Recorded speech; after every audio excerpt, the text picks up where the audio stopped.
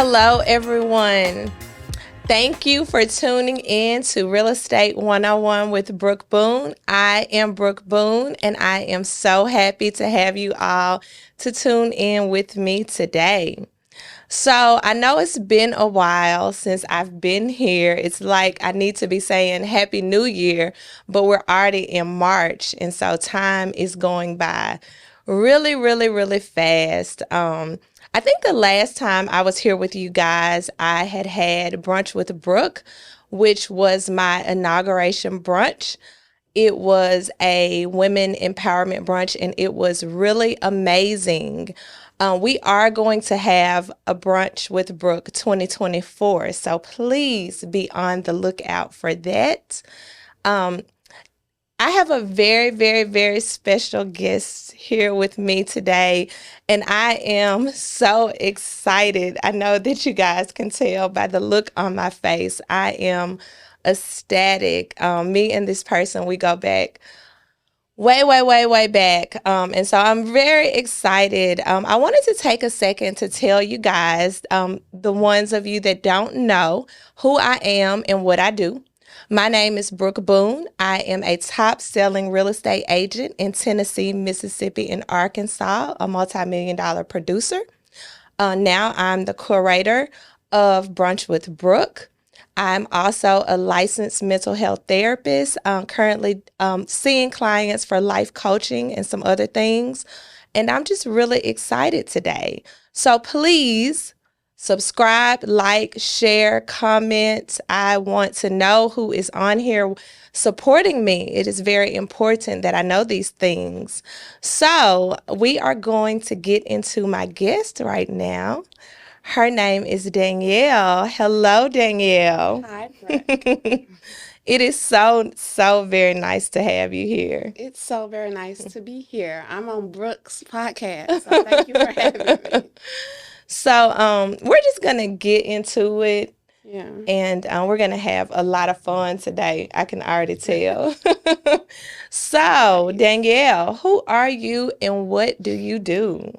Who am I? I'm a believer and a follower of God, the one God in three persons, the Father, Son, and Holy Spirit. I'm a mother. I absolutely love being a mother. I'm a native Memphian. I love my city. I'm a helper and an advocate of those whose voices have been marginalized. And because of that, I'm a lifelong educator, which leads me into what I do.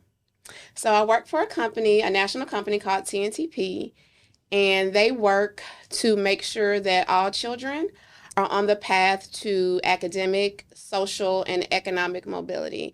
And that has to happen via making sure that they have equitable education. So I'm a director with TNTP. They have multiple departments. They have research, they have policy, they have talent, but I work with the consulting division. So I'm a consultant. And basically, I partner with districts or state agencies to help schools meet whatever their goals are for kids. And so right now, my main area is literacy. So I'm working with some districts to help them implement their HQIM, which is high quality instructional material, basically their curricula, their literacy curricula. We help them with whatever they need. So if they don't have a vision, then we'll help them set or refine their vision. We help align what we call their vertical spine, making sure that everyone from district leadership to school leadership down to teachers are all on the same page. We help them know what best practices are. We walk classrooms, norm on what those best practices are and how to get feedback. We help them set structures for like their PLCs, their professional learning communities, whether it's intellectual preparation or student work analysis, all for the purpose of improving student outcomes and making sure that each child can meet his or her full potential. And I would like for a second just to talk about how I got there. Because I didn't always work for TNTP, okay? First of all, I grew up in Whitehaven. So did you. Shout out to Whitehaven. Black Haven. And at the time, there was a school in my backyard. Like literally, if you jumped the fence, you were in the school, the school's lot. Jeter. No, well, Jeter was around the corner. So it wasn't. I was trying not to call out names, but it was Mariner Lake. So it's closed now. Um, but I've learned since I've been an adult that at the time, Manor Lake was in the top nine, the below the nine lowest schools in the entire state. Oh, wow. Yes. And so we were rich by no means, but my parents did what they needed to do, and I got help from family members, and my parents made sure we knew to stay on top of our grades because we got academic scholarships, and my parents sent us to a parochial school, which is how we met, which is what we'll talk about later. And when I would come home from school, first of all, it's some very dope people that lived in my community. I'm still, social media friends with them. They are amazing, but that has nothing to do with the system that was built around them. And so, like, I remember one day asking one of my neighborhood friends, like, why don't y'all have backpacks? Why you want, why? And he told me, he said, my teachers won't let me take home my books because they said that I might Not, lose them. yeah, not bring Girl, it that back. hurt my heart. Like, I love to read. And I love to just bring home my books and play school at home. And I can't imagine not having to ever bring books home. And I'm not saying that was the case from every school, but when I asked him, and I remember them seeing no books, that's what he said. And so my mom reminded me of this. I was like 7 or 8. I still have a big tree in my front yard. And because I went to a parochial school, we also learned about God. And I would just come home, and whoever would listen, I would just teach them what I learned under that tree. Like, I would have session. I would have class when I was like 7, 8, or 9 years old. And so I taught in the private sector and the public sector for a little over 10 years. Then I went on to work in central office for what was then Shelby County Schools, to be a coach and an advisor, where I supported administrators with standards, curricula, district initiatives, best practices around literacy. And I did that for about 7 years. And then about 2.5 to 3 years ago, I came to where I am now. But my point It was is, a journey. it's a journey, but I'm still doing what I was doing under that tree. Like, what was given to me. So I'm not taking, credit for any of it. But what was given to me, if I see a need elsewhere, I have a passion to give other people what was given to me. And so I was doing under that tree, and that's what I'm doing at TNTP. And that's what I'm going to always do. That's amazing. I love that. You are a helper. You're definitely a huge support. And that is going to lead us into, your inspiration to me over the last 6 months. We both started a journey, a different journey. I mean, it's not the same journey, but we both have just made it a point to get closer to God, and to really, really, really try to hear from Him. And so one of the things that I wanted to say about my podcast that I didn't say a few minutes ago was that about 6 months ago, God really started speaking to me about some things. And it was kind of simultaneously that you were reading the book, and it was like it was all coming together. And I said, well, I have a real estate podcast. And he's like, I know you do, but real estate is real estate. I know that real estate is your passion. You love real estate. But there's so many more things that I want you to share with others as you receive the knowledge of these things. And although, sometimes when God gives us certain directions, we have a little fear. We're scared of how it's going to be received and all of that. And I just made a commitment that I would, put the fear behind me, and that whatever God was leading me to share with people, that I would share it with them regardless of how I felt. And so that's kind of what brought this podcast episode to life, is that, I called you and I was like, for months I had not had a podcast because I was doing things, working on myself. I started doing Pilates and some other things. I tried to get on a regimen for diet, just a lot of different things. And so, several people have reached out to me, oh, when you bring the podcast back, when you bring the podcast back. And I had actually been praying about it. And it just made so much sense that we would come together to share with other people what we have been learning in this book. This book is amazing. So I'll let you Yeah. talk some about the book, Okay. and what the book has done for you. I know we're going to go through a few chapters and kind of share um, our favorite chapters or the chapters that really have made a difference in our life. Yeah. So, Yes. So the book is A Purpose Driven Life by Rick Warren. yes. And I don't even remember who suggested the book to me, but I initially read this book a long time ago, like a long time ago when I was like 18, fresh out of high school, going to college. And it truly changed the trajectory of my life. And the reason why we'll go into it when we start talking about our chapters is because, growing up, your parents want you to do well. They mean well. So they're always asking you what you want to do, what you want to be. And you're always thinking about what can make you the most money. There's nothing wrong with making money. We can talk about that later too. But you know, it just had me really think about, like, my purpose has to do with who created me. And that's who knows what my purpose is. And that's who I need to seek about what my purpose is, because we can live a life and do a lot of things that seem good, but was it God driven? Was it God centered? Like, I want to hear well done, like at the end. And one way to know that is to stay connected with God. So I read Absolutely. it when I was 18, and that helped me make decisions throughout my adult life thus far. And so I remember saying, I wish I had read this earlier, you know. I don't know if by that time I'd already picked my major for college. That's a whole nother story.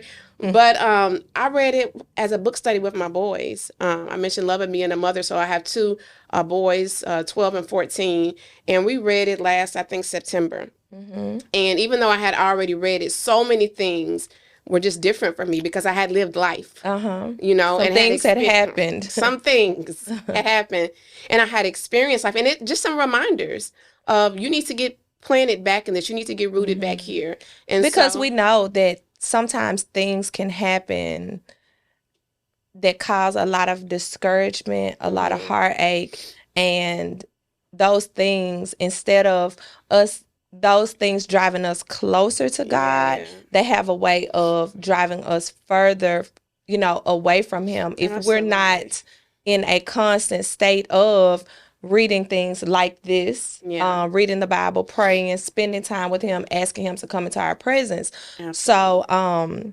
yeah, let's get started All with right.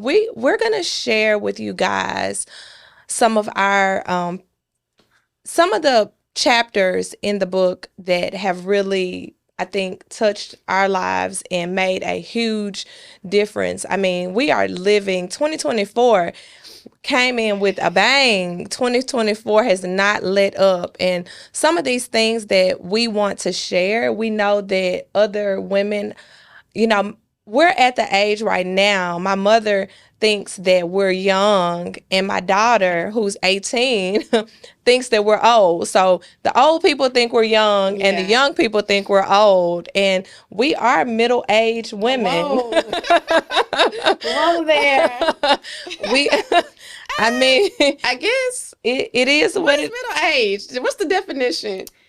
I mean, hey, But wherever we are, we're good. we We're in a are. good space. We're in a good Um, space. but it's important that, like you said before, that we get either stay grounded or get back grounded. Yeah. So with that being said, go. Yeah, and I'm just gonna say this has nothing to do with this. Like I'm trying not to cough, and I was like, I'm not gonna do that. I'm gonna turn my mouth and cough. I just had a bit of drainage. The seasons are changing, but let's be authentic and real. I don't want us to be uptight the whole podcast. Okay. All right. So you want me to start with my first chapter? Absolutely, go Okay. for it. Okay. So I'm gonna start with chapter 1. So the way this book works is they do like a chapter a day, and chapter 1 just resonated a lot with me, and so I'm just gonna go straight to the book.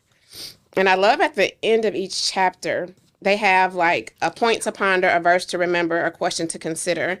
And so that's what I just want to read from that, and then I'll kind of expound on it. So the first thing is the point to ponder is it's not about me. Life, my purpose, what I'm doing here, contrary to what culture may teach us, right? It's not about me. The verse to remember is everything got started in him and finds its purpose in him. And that comes from Colossians 1:16. And I started to talk about this earlier, is that a created thing cannot identify its own purpose. And I gave this analogy to my boys, like, say a toaster could talk, right? If you ask the toaster, why were you invented or why were you created, the toaster can assume. I mean, he can see that he has some electrical wiring and there's 2 or 4 slots, and he could assume, but he really doesn't know. In order to know why that toaster was created, you would have to ask the inventor. The inventor knows why, right? And the toaster could do other things, maybe, bread. Toast bread. I mean, but that's what he was created to do. Maybe he could do other things. I don't know, set things on fire, paper, I don't know. But that doesn't mean that's what he was created to do. Right. So in order for us to know why we were created, we have to seek the source, which is our creator. And I think that this whole, now I like having fun. I like having a good time. I like dancing. I like music. I like traveling. I love it. So it's not about not enjoying your life. Oh, absolutely. But that's not the goal. It's for you to do you in YOLO, right? Like, I want to have fun while I'm doing what God created me to do. And one thing, I don't remember what chapter it actually came from, is that instead of saying life is all about making yourself happy, it's that, and my boys and I say this when they get out of the car, life is actually 3 things that the Bible teaches us. It's a trust. God has entrusted us with certain things, so we should be a steward. It's a test, because you're going to be tempted. You can pass the test today. And it's a temporary assignment. Like, we need to be living for eternity and make our decisions based on eternity and not for now, because however many years we're going to be here, like you said, we middle-aged. I guess we're halfway done. But it's only like a snap compared to how long eternity is. So that's what we need to be making decisions for. So chapter 1 really resonated with me. Okay. Chapter 1 was, so for me, chapter 1, it was a good chapter, but what I will say is that if you start reading this book and chapter 1 doesn't draw you in, give yourself a chance to get to like chapter 4, because it starts getting, you start getting what they say, a little bit more meat. Yeah. It starts getting more kind of life specific. Some of the things that he talks about in the beginning chapters is that, regardless of if you have a mother, a father, if you have a close relationship with family, there's orphans, there's people who haven't had relationships with their mother or father. There's people who parents have passed away or passed away when they were too young to know them. But God is your father. And knowing that he is your creator, he's your father. He's a father for people who don't have a biological or earthly father. He is our heavenly father. So that's really important to remember, because there's a lot of fatherless boys, girls, women, men. And so that was one of the things that resonated with me from the beginning chapters. Okay. My turn now? Go for it. The next chapter, and we said we were going to pick 3. There are so many, but day 26 or chapter 26, and it's called Growing Through Temptation. Okay. So I'm going to turn there. And basically, it just talks about Satan and temptation. And I know that there are some people who don't believe Satan is real, but he is. And he would love for you to believe that he's not.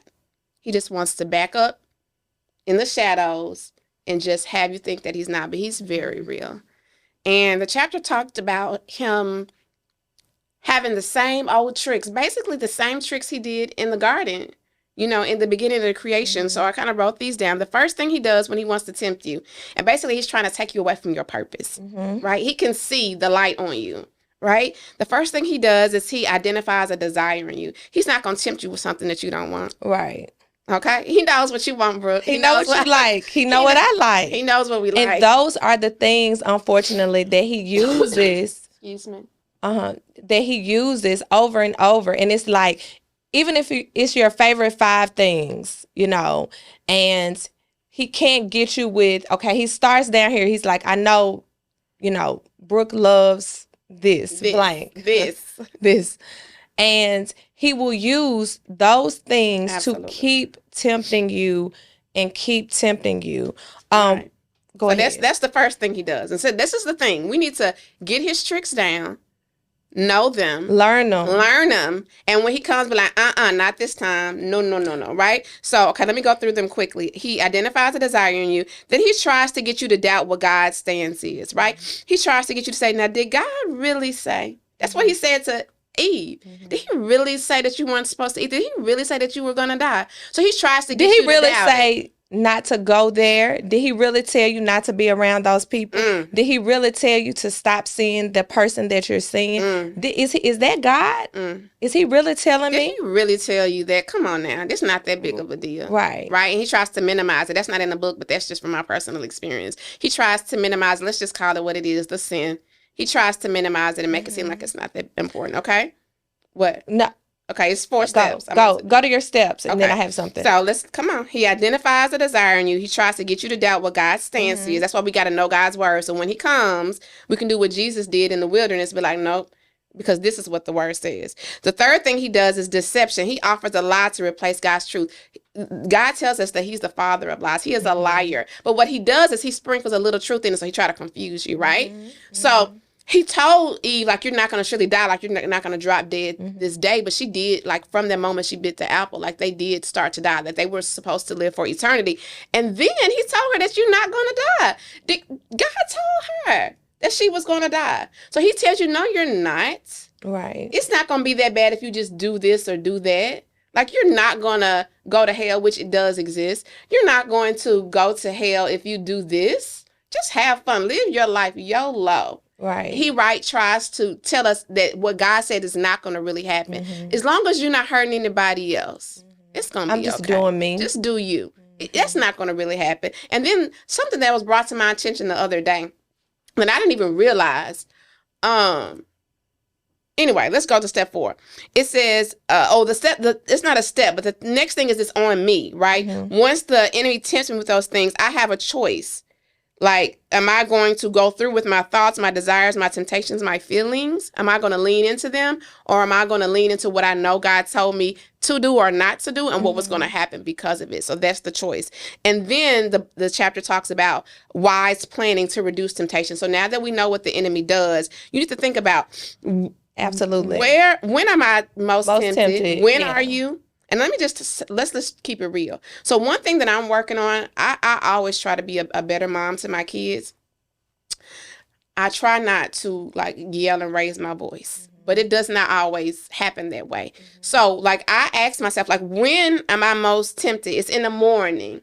When we're trying to get ready to go to those 2 campuses across the other edge of town and somebody is dragging their feet, it's when they may get a raised voice from mama, right? So where am I? Who is with me? How am I feeling? I'm feeling frustrated. I'm feeling agitated. But then I have to consider, why am I feeling all those things? Because I should have gotten up earlier, Brooke Janae. Right. I should have gotten up earlier, and I should have gotten my kids up earlier. I'm trying to let them sleep, but we see that that's not working. Right. So the temptation to not walk in love towards my kids, like yelling at them, like, come on, then I got to go apologize for the way I was yelling at them, is I can change that, and I can set the scene to be different. Right. But even if it's not with the kids, even if it's like, who are you around? What time of day is it? Whatever the thing is that you're tempted to do, like, be proactive to not let those things happen.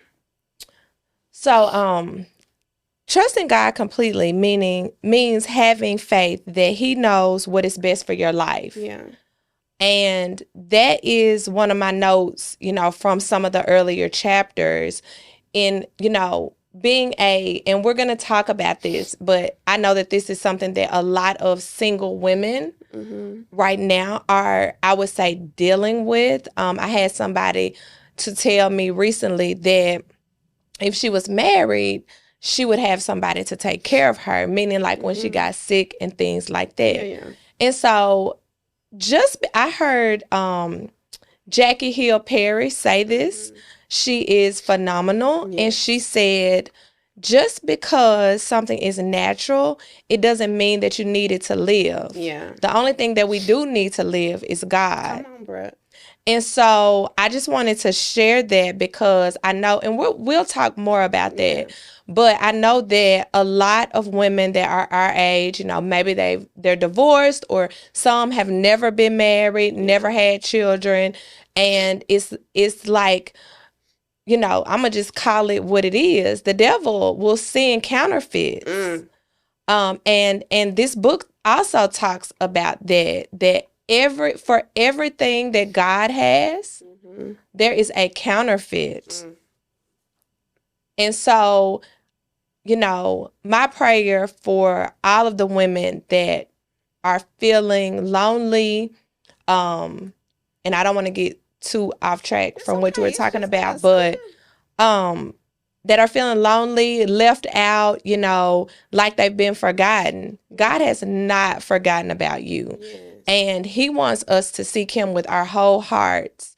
And that void that, we try to fill with other things, He wants to be that void if we will Yes. give Him a chance to be that void. Yeah. We just have to seek Him and ask him to come into our presence. So I just wanted to share that because at times and I can be transparent, I have some of those same feelings, and that's why this book has, when I say tremendously helped me, Yeah. it has been a huge blessing for me in my life. Yes. So And what the last point that I have goes directly from that, and it comes from day 42, which is the last day or chapter in the book. And the name of this chapter is The People Pleaser Trap. So I want to read something from that page. All right. I'm going to read it. So it says, whose opinion matters most to you? Whoever the person is your God. Ouch. Okay. When you value anyone's opinions more than God's, that's including your parents, your spouse, your children, your friend, you give that person power and authority that belongs only to God. That creates all kinds of insecurity within you.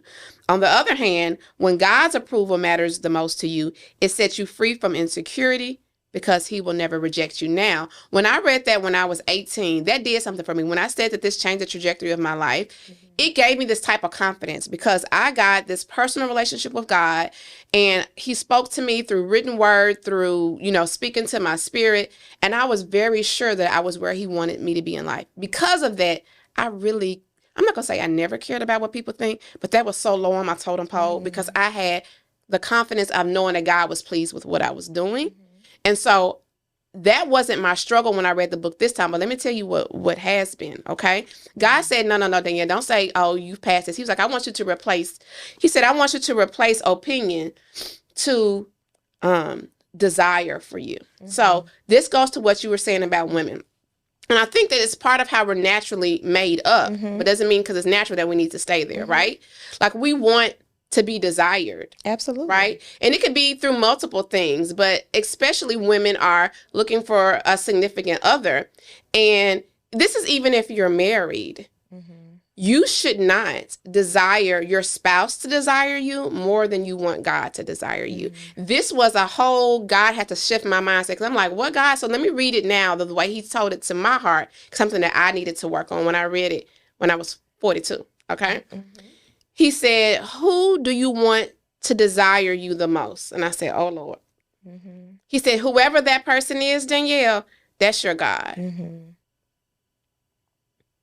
He said, when you value anyone to desire you more than me, you give that person power and authority that only belongs to me.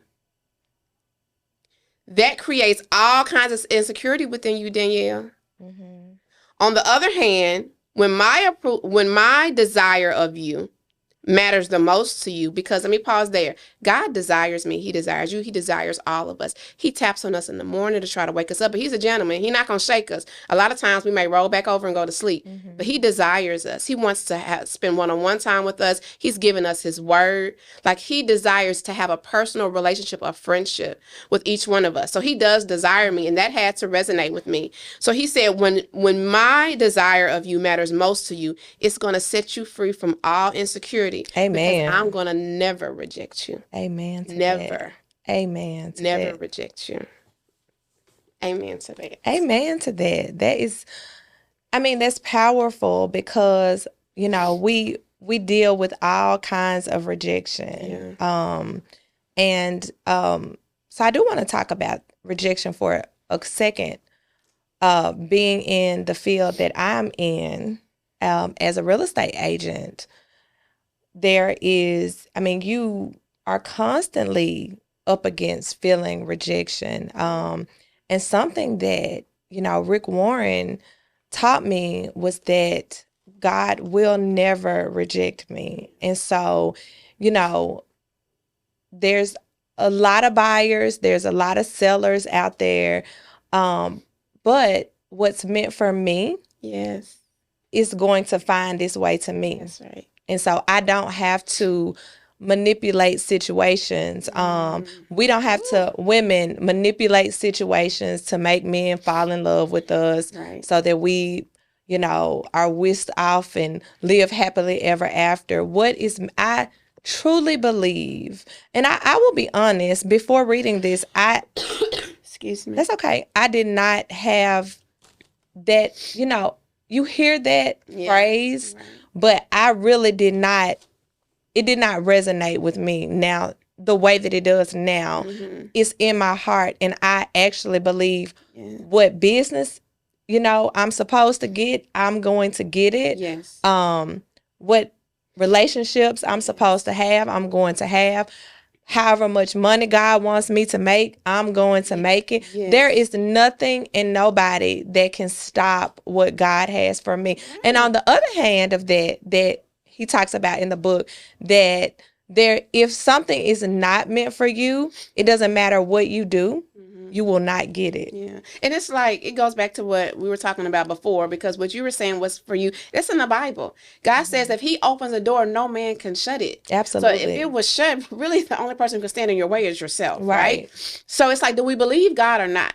So if God told us something, that's the way we fight temptation. It's like, nope, I know God said this, so I know it's true. Back off, enemy, back off, Satan. God said that if it's for me, and I know I'm not doing anything to close it, like I'm have my vertical, thing going on and it's right, then that's not for me. So I refuse to feel the rejection, So yeah, we trust God. And so back to, we're on the chapter about people pleasing. Yeah. And,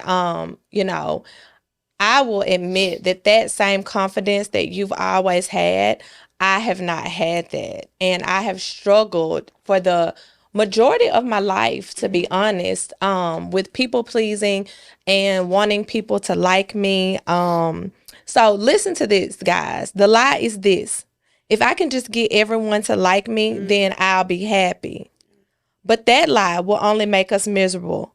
We cannot live under the constant stress of worrying about what others think of us.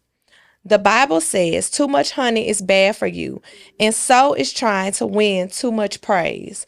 Because we always have to check our motives. What are our motives? And I saw something on Instagram the other day. It's funny. It said, "Why do we want everybody to like us? We don't even like everybody." And I mean, that was, unfortunately, that's true. People pleasing will cause me to miss God's will for my life. People pleasing prevents my faith from growing.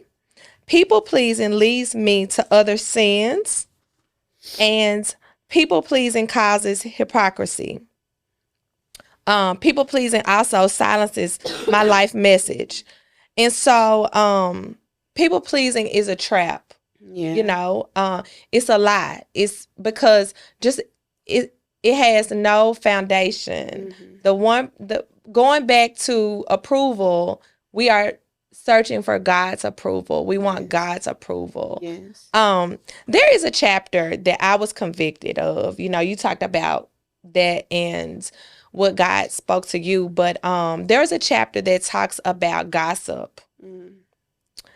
And I think that,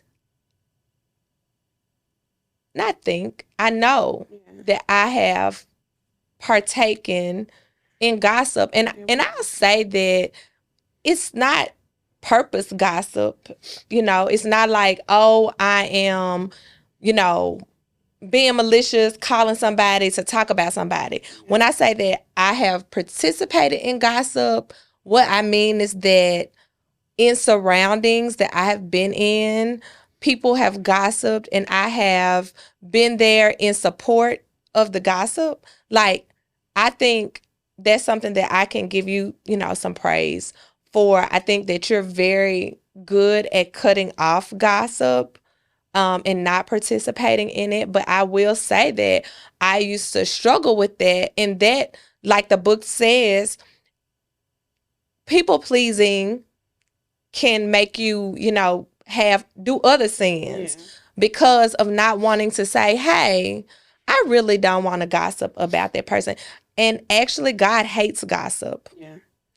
And so the book has a really good chapter about gossiping, not just partaking in gossip or being the gossiper, but about listening to gossip. And I think that it's just so unfair. I saw something from another spiritual person that I watch a lot. Her name is Christine Kane, and Mm-hmm. she talked about, how gossip is just people wanting to bond with each other over untruths about other Mm-hmm. people.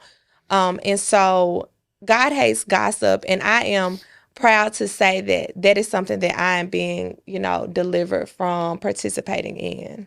Thank you, So, friend. I'm proud of you. And I have. I mean, I think we all have participated in gossip, but I think it's easier to get into it when it's someone that you're not as comfortable with. Like it's just like, do I want to say something to this person or not say anything? mhm. And I don't want to be like the stick in the mud Right. or The the party, the yeah. downer, the uncool person, Yeah, yeah. . But we should get to a point where people aren't comfortable doing that around us, right? And Right. I don't have to be like, don't do that, that's a sin, but you should know my character and that ain't what I want to do. Well, one of the things that she advised on cutting off gossip is just basically saying that, that person is not here to defend themselves, Oh, yeah. and that, That's good. yeah, because how about we let Danielle come and How defend her about it? her How and about it? defend herself, And so another chapter that, and I talked about this briefly a few minutes ago, but the two this book is phenomenal, and I cannot say that enough. I can't stress it. But the last two chapters really were the cherry on top for this because they were both so good. Yeah. And I am moving to it. It is The Envy Trap. Mm. And I am proud that, and I don't want to use these words, but I feel good about the fact that I have always considered myself not to be a jealous person, Mm-hmm. meaning that, okay, you're pretty. I'm not going to be jealous of some woman because she's pretty, or even if I think she's prettier than me. You have more money than I have. That's not something that's going to make me jealous. But I want to be transparent about the culture of real estate and Mm. how being in this culture can easily produce, produce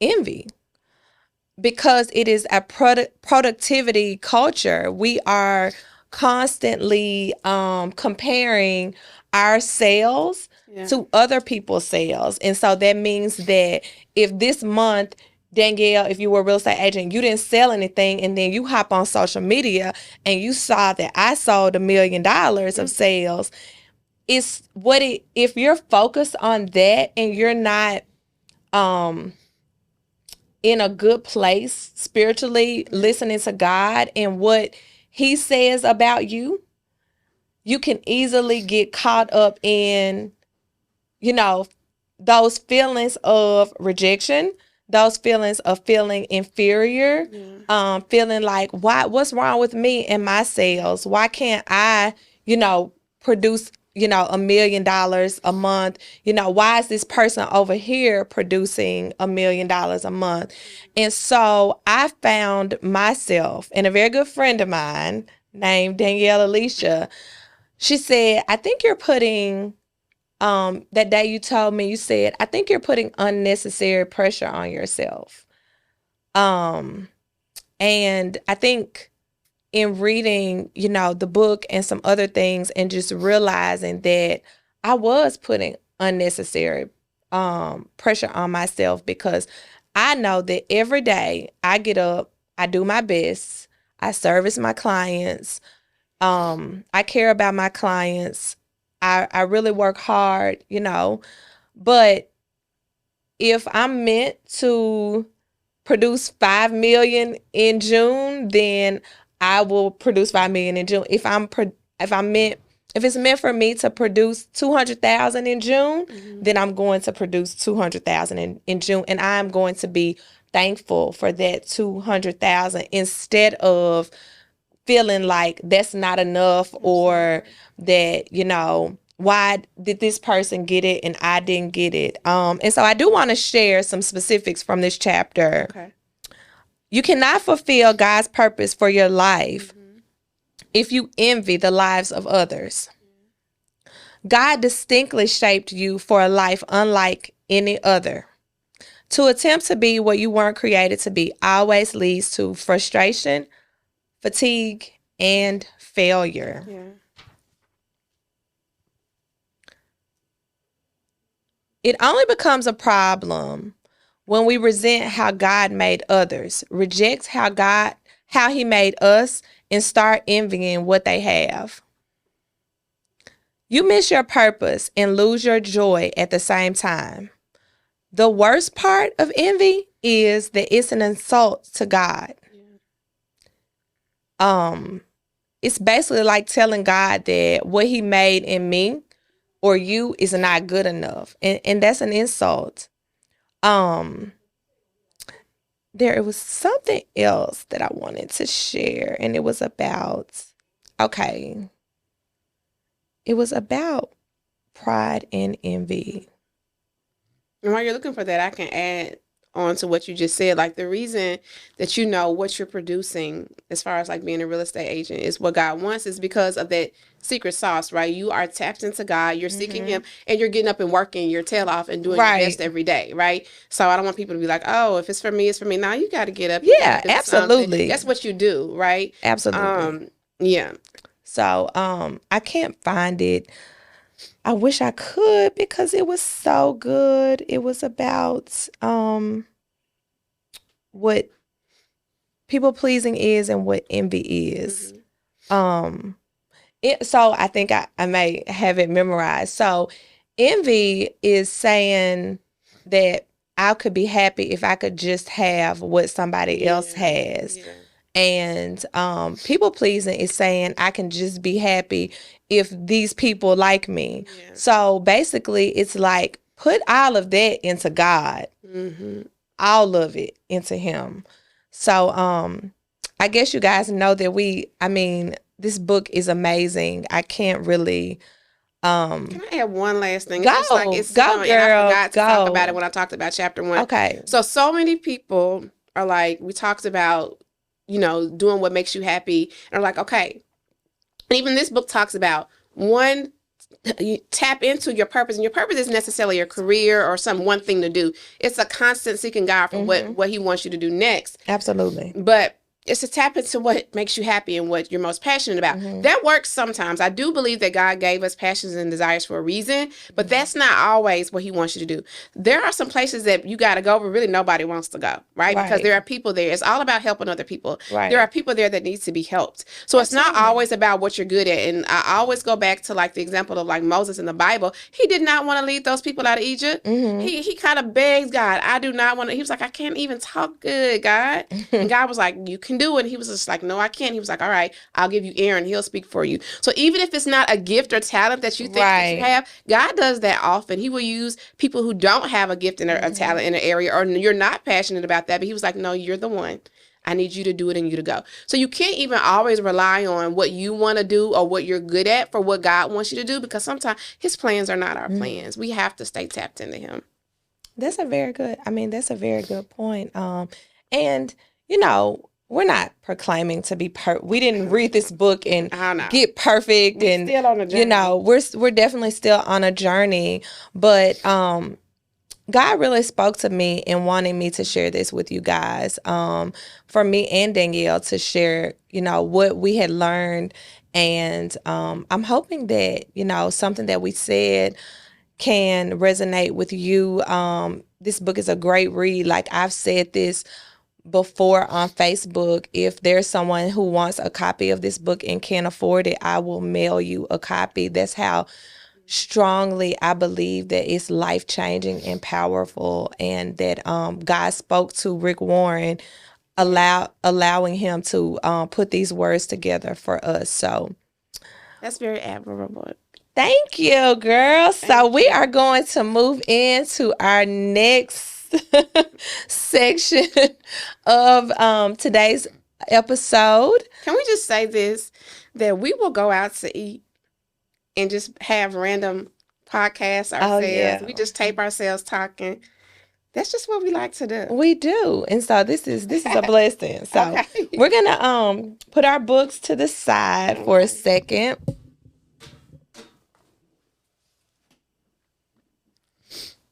Thank you. Now you sip slow, because you know your alcohol tolerance is not like mine. This is Bel Air.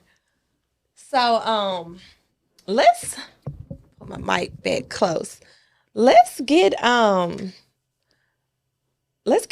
it. So I guess first we want to talk about how we met. And so I think my story is always a little bit different than hers. Maybe, you know, blame it on the middle age, but we met in 7th grade. Yes. At Bishop Byrne Middle School. Shout out to Bishop Byrne. Yeah. Middle and high school. It's not open anymore, but that was an awesome school. It was. Okay. And so we were in band class, and I'm gonna just tell y'all, like, was it band or music? It was music. Music, yeah, because we didn't do band. It was music class, but he was the band, Mr. Ammons. Yeah. Ammons, yeah. I was scared to death. I had never seen that many people at one school, because the way it was set up, we were in the same school as the high. We were on the bottom level and the high school was on top. Yeah. So the first day I can remember, like, my mom pulling up and I was scared to death, like scared. And so in music class, I met Danielle, and she had this fiery red hair, like the reddest of the red hair that you probably have ever seen. And her freckles were very freckling, for lack of a better word. And she was so pretty. And some kind of way, I think we ended up, like, he made us sit in some kind of order, and I ended up being by her. And she would always eat these chocolate Hershey bars. And so this particular day, she was like, "Do you want to be my friend?" And I was like, excuse me, I was like, "Yes." So you go. What's your story? Okay. So I vividly remember asking, like, we were looking for seating, and I really think this was the first day of class, Brooke. And, like, we didn't have assigned seats yet. And I was just like, "There's an empty seat. You can sit here." So I do remember inviting you to sit. But just because of who I am, I don't like asking people into relationships. I like for it to just be and to be authentic. So I can't remember myself saying, "Will you be my friend?" I remember us becoming friends, because we definitely became friends. It was just chemistry. Like, we vibed, laughing. Do you hear me? All the time, all day. And just connecting, building trust with one another. And I just remember us authentically and organically becoming friends since that day in 7th grade. Well, that is so wonderful. I'm so glad that we were both there in 7th grade. We had a lot of really great memories at Bishop Burn. A lot of times that you spent the night in my house and came to my house. Can I say something? This is so Yeah, unplanned, and I want the world to hear this. The world, the people that are going to watch this podcast. the world is The gonna watch world. this Yeah, podcast. right. Um, I mentioned that growing up that, we weren't rich. People think that if you go to private school, you're rich. There's people from one end of the spectrum going to the other end of the spectrum. I mean, like, we Mhm. weren't poor, but we definitely weren't rich.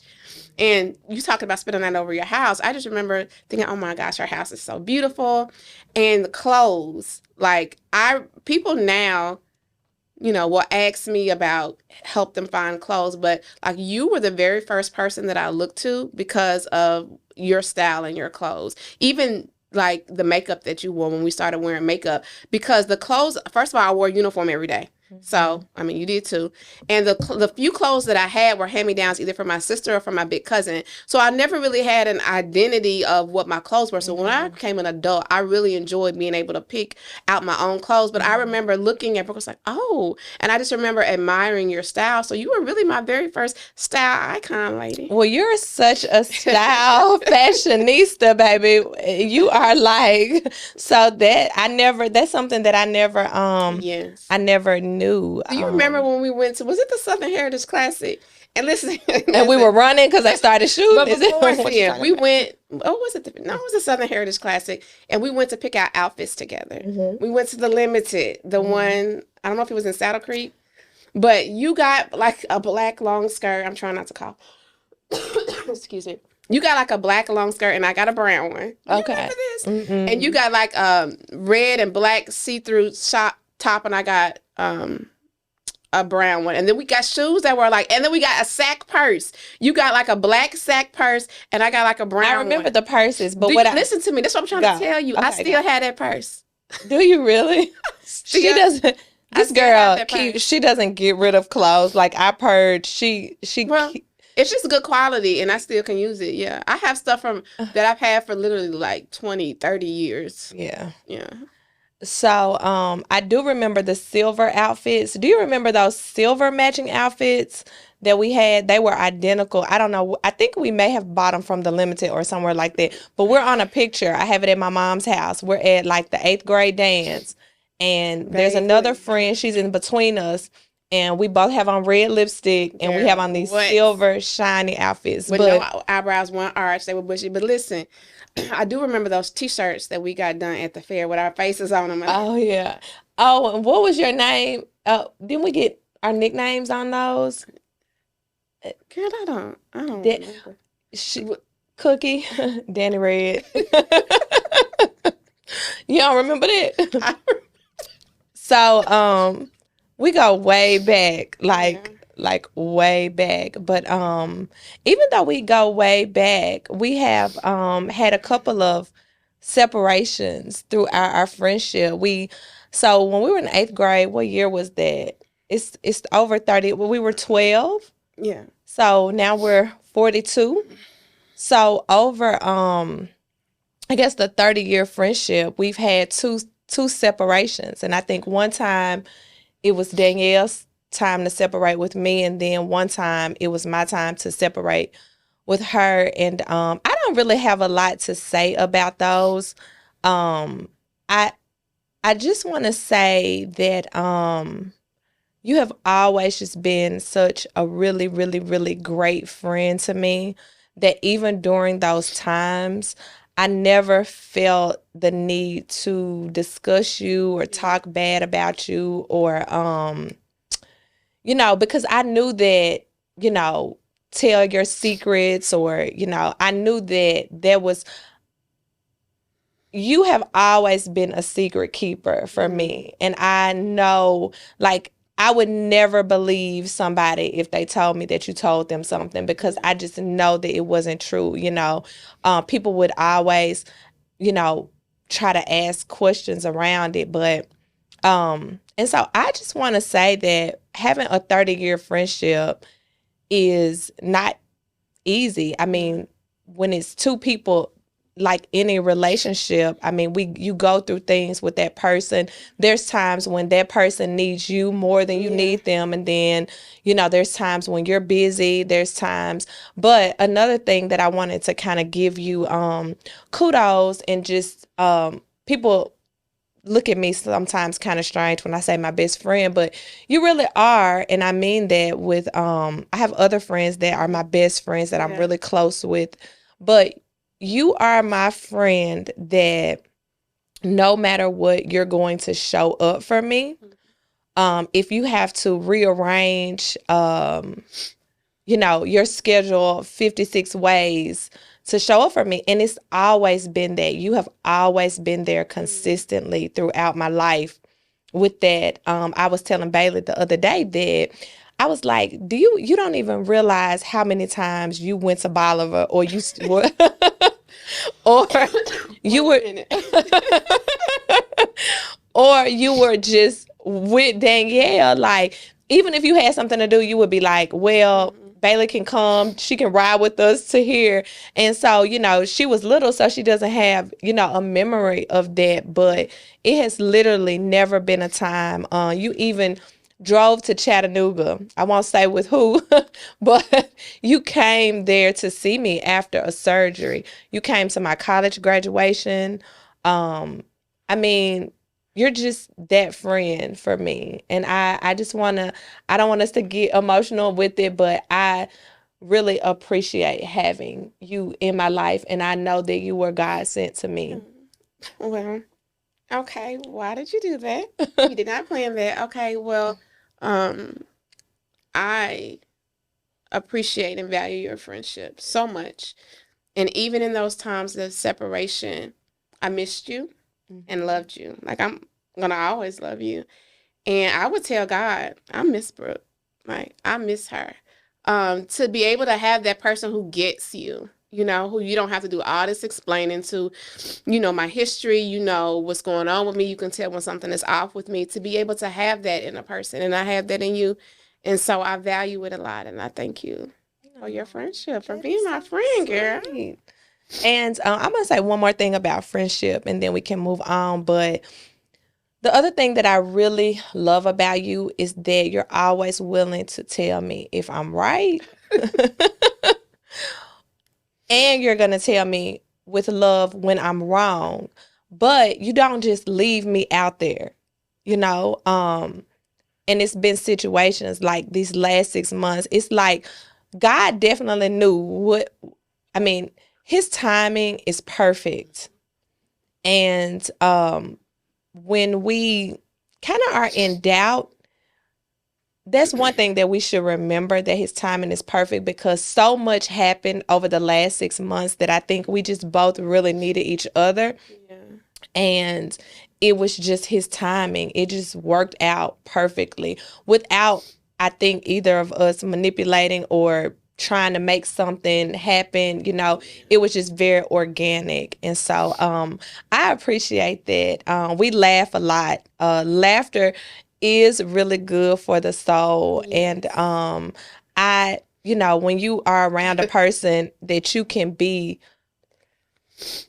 completely transparent with, and that knows your flaws and knows, secrets about you and different things about you, it is, it's just that part of life that you love.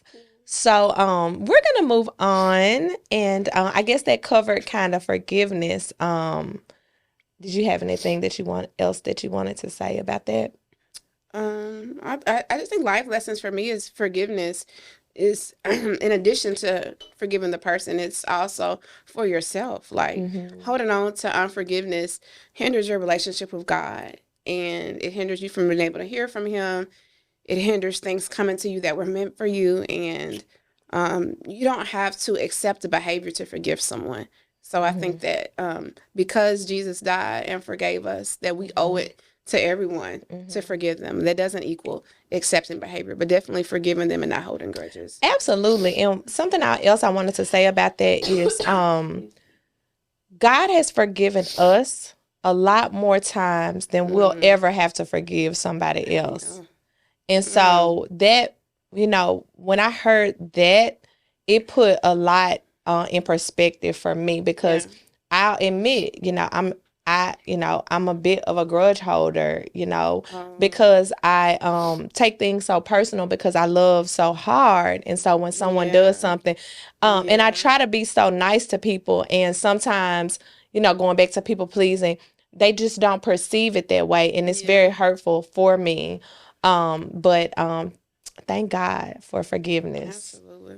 So we're gonna move on, baby, because we got some other things to talk some other things to talk about. So when I met you, your Hmm. name was not Danielle Harris. Right. Uh it was Danielle Field. Yes. FEILD. No S. Yes. And so let's get into it, baby. I'm gonna let you I'm gonna let you tell the people what you Oh, want to tell them. yeah. So I'm was married for 18 years and am a divorcee now. So How yeah. is that? Because I've been divorced for over 8 years. So I'm sure my perspective of divorce is a lot different from yours. Yeah, well, and even more than being married 18 years, we were together, I think 4 years before that. So since I Mm-hmm. was 20. Mm-hmm. So that's basically the majority of my adult life. So a Mm-hmm. lot of my identity It was was wrapped up there. in, Yeah, yeah. so that was just a process. It's a grieving, of letting that aspect go, which I think is which was needed for me to make sure that my identity was in God and not Mm-hmm. in any other person or any other thing. But I will say this, and then we can go on to the next topic. Um, is that my kids have a wonderful, wonderful father, Mm-hmm. and we have a wonderful co-parenting relationship. So I just wanted to say that. Absolutely. And I don't want to speak on, me and my ex-husband have been divorced for so long, and people ask me all these questions about how do you all make that work, because it's really awkward for somebody that I'm dating when they come to Christmas morning, Yeah. the brunch that I have every year at my house, and then they see my ex-husband, his girlfriend, all our kids, and Yeah. every I mean, that is my norm. I Excuse thank me. God for that, Yes. because if I didn't have that, I don't know where I would be. Like, Yeah. that is my peace. Yeah. We are family, and we are going to always be Yes. family. And if that's a part of trusting God, because the person that is really meant for me is going to understand the dynamics, and not so much try to fight Yes. against those Yeah. dynamics, Yeah. but is going to understand that those are the dynamics of my life. And I think it's beautiful. I have always admired, how you all you're putting your children first Hmm. and you're making sure that they know that they are loved from both of their parents. So I admire you and their dad for that. Thank you, and I admire what you guys are doing. I'm seeing it firsthand, and Thank so I'm you. proud of both of you all. And so the women, what are we? The dating in 2024. I'm saying the women, but I should be saying the men. Excuse me, Um, you laughing, it's making me cough more. dating in 2024, girl.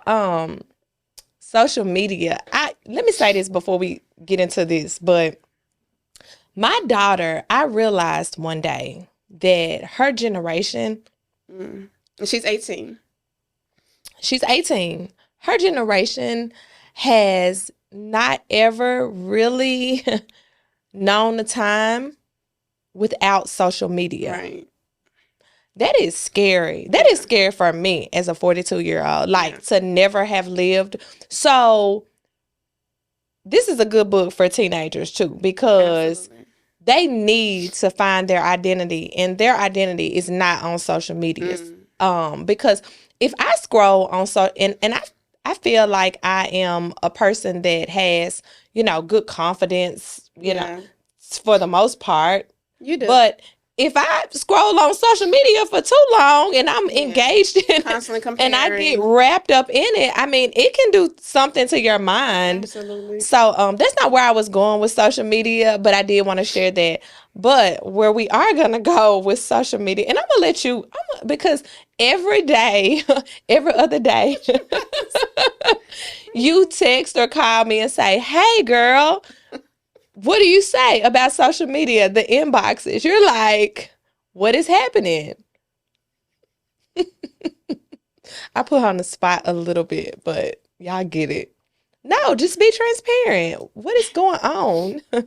So, I haven't dated since the early 2000s. A long time ago. And so, social media, I think there was MySpace, but I wasn't on it. None of this stuff existed. So, I'm used to dating being like courting and like gentlemen and like. So, I guess I'm gonna have to acclimate, which I want to say I'm not dating now, so I don't want to, but I will when the time is right. But the inboxes, we just want to give a little bit of advice. If you want the inboxes to get read,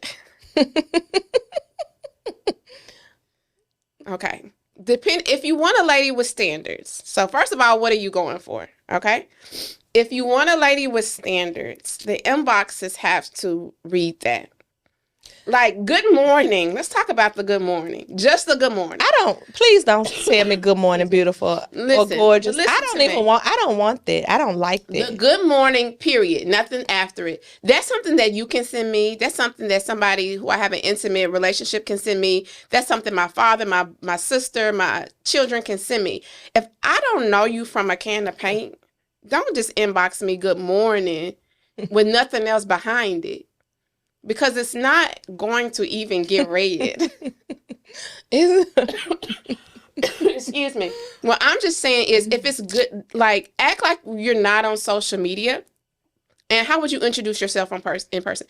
Good morning. My name is such and such. I don't know you, but I would like to get to know you. Whether I'm interested or not, that at least would elicit a response from me. Mm-hmm. Like, even if I'm not dating at the time, good morning.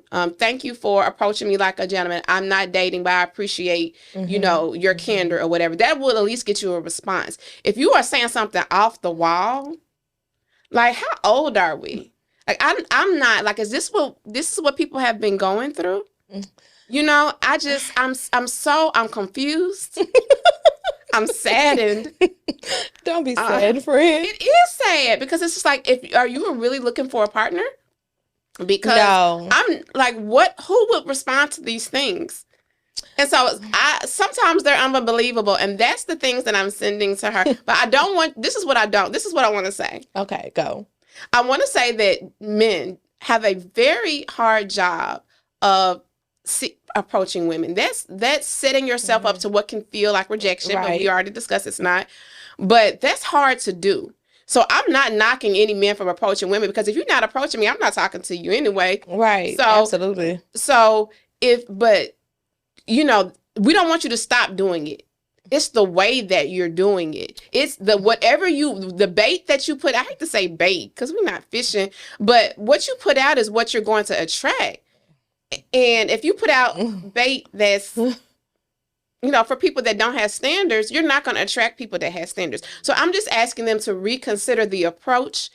If it has to be on social media because you don't know one another in person, I prefer in person. But if you don't know one another in person and you want to approach somebody on social media, then just make sure you're approaching them like a person that has standards, so it can at least get read and not deleted.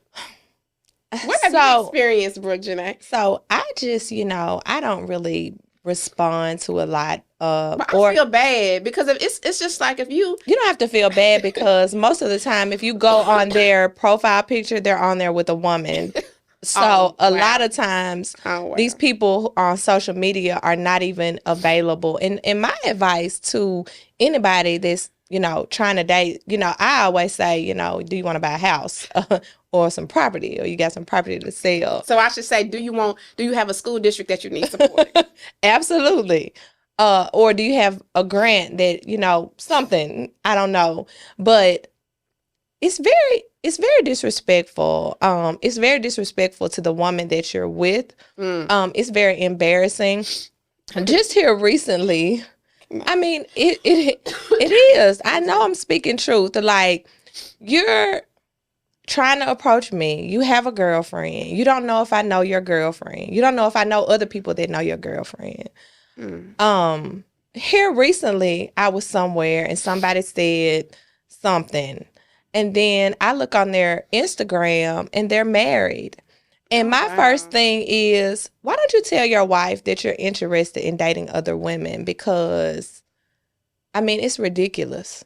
Single women who are, professional, who have things going on for themselves, they're not looking for married men. Now, I'm not saying that people don't do things, but single women are not looking for married men. They're looking for men who are available, men who can court them, like you said, and date them, men who want serious relationships. And it's really childish, I think, at this age. I don't know. It's really childish to even be in somebody's inbox and you're unavailable. So that's, I know I'm frowning, but that's what I have to say about it. Because, like, the question is, how you asking me if I'm single and you're not single? Or, I mean, it's almost like I kind of feel like guys who stay in inboxes, like they just in like 3,600 inboxes. Like, is this a copy and paste? Yeah, that's how I feel about good morning, beautiful. Good morning, gorgeous. Please, if you like me, don't ever send me that. But I would like a good morning, beautiful and gorgeous if it's somebody that I have a relationship with. So I don't want you to think that the people can think that they can never send that. But if we don't have a relationship, then save that and introduce yourself. Is what I'm saying. Yeah, dating is different, because so many people have, unfortunately, so many different motives. I was telling one day, and this really took me out. I was telling one of my investors one day that I was like, well, women only like you because they think, well, I wasn't saying only because he's a great guy, but I was saying that women liked him partly because he has money. They think he has money, And he said, well, there's some men that will want to date you because they think you have money. I was so taken back by that. Social media has gave a perception, and I hate to say it, but it's like a negative perception. You see these things, you see people closing deals, we have to tell us as real estate agents, we have to tell people, that's not, like, I didn't bring home that much money. That was just my sale. So relax, Yeah. And I'm sure in other industries too, it's all of these perceptions being made about somebody's money and where they live, and seeing things on social media, seeing people in Bentleys and Rolls Royces, but not knowing what, the situation is behind the scenes. Not everything, things are not always what they seem. And not everything that you see is reality. So I would be careful about, thinking too much into social media, period. Yeah, I prefer in person. Am I old school? I prefer in person too. I actually prefer, and this, I hope, this doesn't cause anything, but I actually prefer like someone to contact me and ask me out and then tell me what their interest is. Like, what is your interest? Because, the times that I have outside of, after my divorce, had serious relationships, the person came to me with no games. No games, allow somebody to see who you are as an individual. You don't have to put on a facade. You don't have to try to act like you make a whole bunch of money or, because if you want something real, you have to present to be real. People are always talking about, oh, I want something real, but everything that they're showing is non-authentic. So if you want something real, just be real. Yeah. So. Period. That's my That's my advice. So I guess we talked about a lot of turn-offs in dating. Is there anything else you want to add? No, That sums it that's up. about it. Married men, stay away and stay out of women's inboxes. Yeah. When you When you do, if you do have to approach in the inbox because you don't know them, introduce yourself. absolutely. And don't And tell them what I mean, there has been some nice people that have said, Brooke, I think you're beautiful. I would like to take you to brunch to get to know you. I think that's appropriate. I think that's appropriate, if you're not married, I think that's appropriate. Yeah. So if you're single. Or in a the question now single. that I was told that you have to ask is there anybody that thinks that you're in a relationship? Time for them games, Yes, and so most women, I want to just leave with this point from our dating topic, is that most women are looking for something serious and authentic, organic. And if you're not looking for that, leave her alone. Or just let that be known up front. Two like-minded people can be together. Right. It's over for the games in 2024. Yeah, leave these women alone that's working hard, hustling, out here making money, taking care of their kids, going on vacation, having a great time. You messing up their smile. Leave their smile. Don't turn their smile into a frown. Just let them know your intention up front so they can make an informed decision about what they want to do. Absolutely. Okay. Yeah. Ding. So I don't know if we want to talk about grief or not. Talk about it just a little bit. Okay.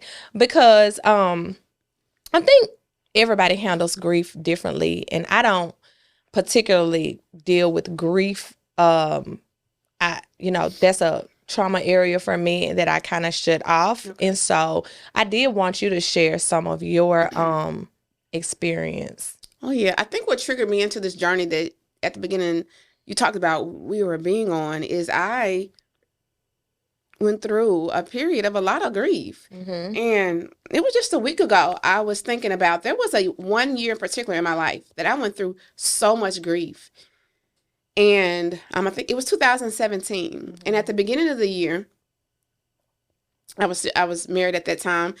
And we, purposely wanted to try for a girl. And I got pregnant. And I had a miscarriage. And that was actually my second miscarriage. I had one before my very first son.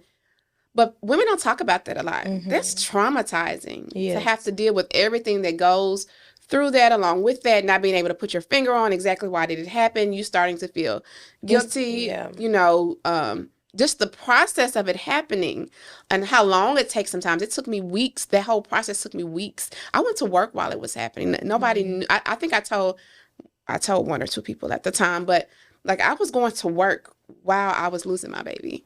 And that was at the beginning of 2017. That's also the same year I lost my brother. Mm-hmm. So have one sister, one brother, a younger brother, and I lost him that year. And I mean, talk about pulling the rug from under you. Never knew grief like that. Never knew pain like that. Mm-hmm. And then at the same time, my marriage was dissolving. Mm-hmm. So all I knew was Danielle has been the strong one. I'm looking inside. And then I got mad at God. So we can talk about that really quickly. I was pissed at God. I was like, you could have stopped this. He was too young. I wasn't even that upset, about the loss of, the baby, but it was the loss of my brother because I had such a long relationship with him. Mm-hmm. And so I had shut God off for years. I mean, I still believed in him. I still knew he was there, but I wasn't talking to him. Mm-hmm. And I used to be so close with God. I mean, wake up every morning, walk and talk to him every morning. And then, he's so, can we just talk about how amazing God is? Yes. Through all of that, was just patient and waited on me to return. And I remember one night I got an Airbnb in Memphis for just me to go to. And I had a conversation with God, and I was like, I'm mad at you. And I just started bawling and crying. I was like, I am mad at you. Mm-hmm. That my brother is gone. And, that was the beginning of the healing for me. Mm-hmm. And not even a week later, the Holy Spirit, while I was driving, it wasn't me because I wasn't even thinking about him, put in my spirit, he said, stop focusing on the time you don't have with your brother and celebrate the time that you did have with him. That's what I needed in my head to springboard me out of my grief. because that's what I've been doing from that day forward. I didn't have to know David. I didn't ever have to know him. I didn't ever have to be his brother. I didn't have to have those times with him, those bonding times with him, those Super Mario times with him, those times of my knowing that he's there for me, those times of him looking up to me. I didn't have to ever get to those times of people thinking we're twins because we both black kids with red hair. You know, I never had to experience any of that. So I started thanking God for giving me him to begin with, you know? And during that started the period of me softening my heart. Then God started revealing things to me that allowed me to let go of that unforgiveness to God. So I know we had already talked about unforgiveness, but that comes with grief. And then allow yourself to grieve. And like me not trying to be so strong, holding it all in. Like a couple of weeks after, I think the week after my brother passed, I was back at work too. Like, So and it was just one thing after the yes, next. my friend was like, "Wait a minute, your brother just passed," and I was like, "Yeah," but like I didn't know what else to do to be able to keep my head above water. And I also want to say this: I thank God. He knows everything, right? He's omniscient. He knew I was going to pull away from him at that time, and he put people in my life at that time to hold me up, to check on me, to be friends with me, you know, to bring joy in my life in other ways. And I thank him for that and for those people. So yeah. Amen. There is something that I want to share because, you know, like I said, I don't really handle grief very well. And so that's an area definitely of opportunity for me. But there is something, a situation that has recently happened. All of you know, if you follow me or if you don't, Bailey Boone is my daughter. She just turned 18 and she has played basketball since she was about 7 years old. And we have traveled near and far. Her father and I, we have spent money that, you know, we didn't have, you know, to spend at the time. Even now, you know, or here recently, it has been very expensive. Sending her, paying for things, doing this, doing that. I mean, it's just expensive to live anyways. And so she had a remarkable basketball season at Millington High School. And unfortunately, in one of the championship games, the district championship game that they actually won, she went down. And so we thought that it was just like, you know, something simple. She had already torn her knee in 2021, torn her ACL in her right knee. And this time when we went for the MRI and everything, you know, like I said, you know, I'm sitting there, I'm thinking, okay, we finna be out of here. So he said, he came in and he said, it's the ACL. It's another tear in the other knee. And I just, you know, it has been a struggle for us, for her dad and I. I don't even know who's cried the most. I don't think it's been me or Bailey. I really think her dad has cried the most because he just loves her so much. And it is such a blessing for her to have a dad that really, a parent, you know, a dad that's not in the house with her, that you don't know who house she in because that's how much he loves her. But it's just been a really hard time these last couple of weeks. And so even this morning, as I was preparing for my day, preparing for this podcast, and I was getting dressed and stuff, and I just became emotional because one of the teammates, she sent me a picture that the photographer took at the regional, the sub-state game that they just played. They won regionals without Bailey, but sub-state, they didn't make it. They needed her. Yeah. They needed her and another player.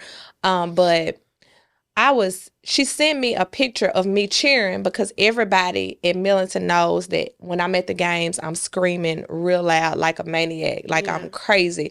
I'm a basketball mom.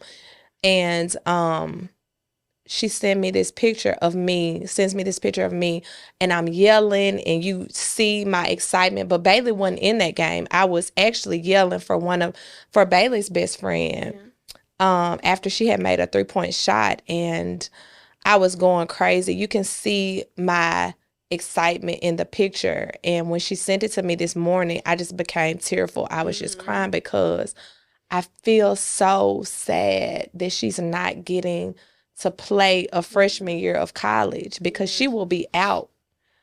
And God said something to me. Okay.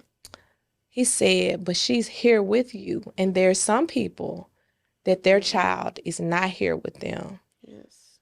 And that made me pause. And then I was able to go on with my day and just praise him for all of the good things he is. And I want to tell, there's so many kids, they open up the portal. So these kids, basketball, they're not able to go their freshman year. They have to go to junior college. Seek God, parents, advise your kids to seek God for their lives and what the next step should be. A delay is not a denial. And it does not mean that she will not be able to play basketball. We have some hard months ahead of us, with the surgery, the healing, and all of that. But it's nothing, a friend of mine always says it's nothing to a giant. And, and so I just wanted to share that with you all because it's always something to praise God about and to be thankful about in the midst of whatever our circumstances are. And I love Bailey Boone, and God's going to use all of those things to work together for her good. Yeah. We will get the victory. She is going to win. And, I have been encouraging her just to take this time to seek God. And my prayer is that she does that. So we're going to move on. This is the last part of this podcast. It's been so easy because we just naturally talk to each other so well. And so it hasn't been very scripted, but I did want to give you, we came up with this thing that we were going to ask each other 3 questions. And so but we don't know what the questions we don't know what we the questions are, but I'm getting this sense that her questions are a lot deeper than mine. And so don't think that. We're gonna. I start in the shallows and go a little deep, but it's only 3 questions. So do you? I kind of feel like, well, let's like ping pong. Like, one of us ask one. Is that okay? Okay, yeah. You want to go first? Or you want me to go first? No, you go first. Okay, they're in my phone. Hey, let me pour me a little bit more rosé for these questions. Excuse me.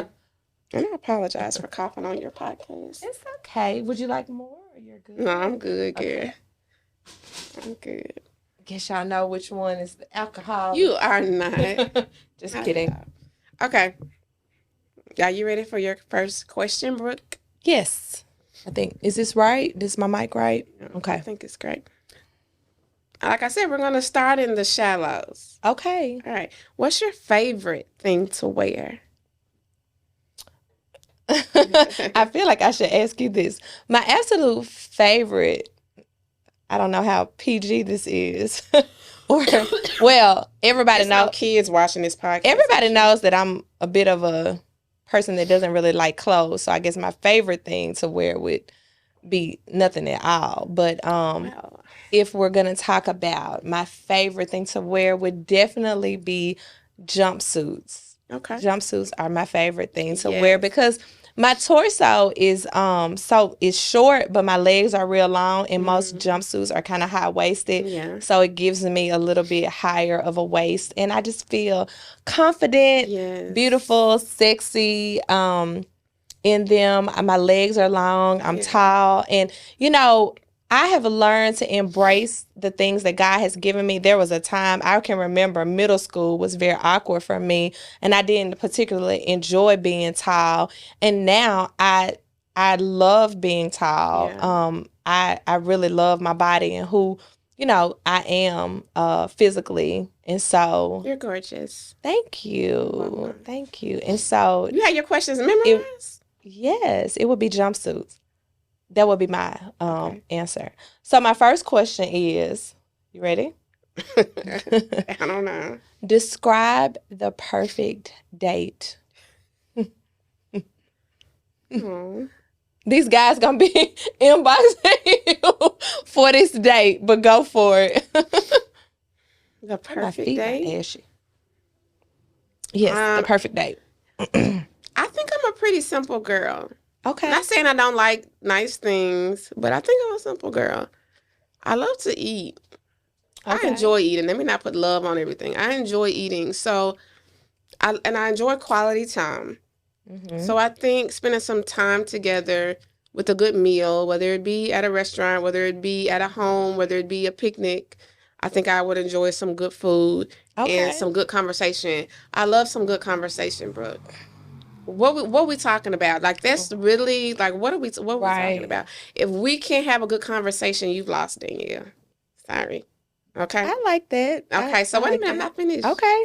So we have some good conversation. We have a good meal. I love the water. I love the ocean. I love lakes. So something around some water would be nice. Um, I'm the kind of girl. If I go to the ocean, I'm getting in the ocean.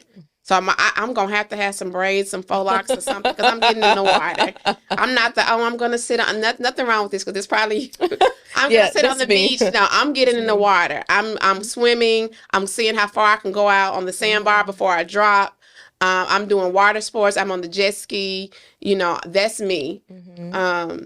And I think this is a lot, right? But this is my Mm-hmm. date, so I can my perfect date. I love horses. So a Mm-hmm. little bit of horseback riding would be nice. Um, Y'all hear that, guys? Knock it off. Just joking. But I do those things on my own Hmm. too, Absolutely. you know. Absolutely. But good conversation, good food, some water, a little bit of horseback riding, I think would be my perfect date. And you could do it in Memphis or you could do it on location. I also love to travel. Location. You could do it on location. Okay. Okay. You Good ready for your answer. second question? Absolutely. Go for it. Okay, so this is not really a question. Okay. Tell us something or some things that most people don't know about you. So I think that Excuse me. because of my profession and I'm learning, I did not know this until recently. I was somewhere. Two things happened that, kind of surprised me. I walked into a restaurant and somebody was like, that's Brooke. That I was All like, right. All who is right. she? And then another thing happened. This guy wanted me to take a picture with him and I was like, are you talking Wow. about me? Because you're that girl. No. Because you're But it because wasn't you're that like girl. it was just like a random guy that he was like, yeah. So it was real cute and I'm very appreciative, but I am actually what I would call an introvert. I have struggled with I'm an introvert outrovert now, I guess. But I can go. I was raised the only child. I have when I say that, I don't mean that I don't have any The siblings only child because in the household. the only child in the household. I have three wonderful siblings. Yeah. Two sisters that I'm really in admiration of. Yeah. They're aging like fine wine. Mm.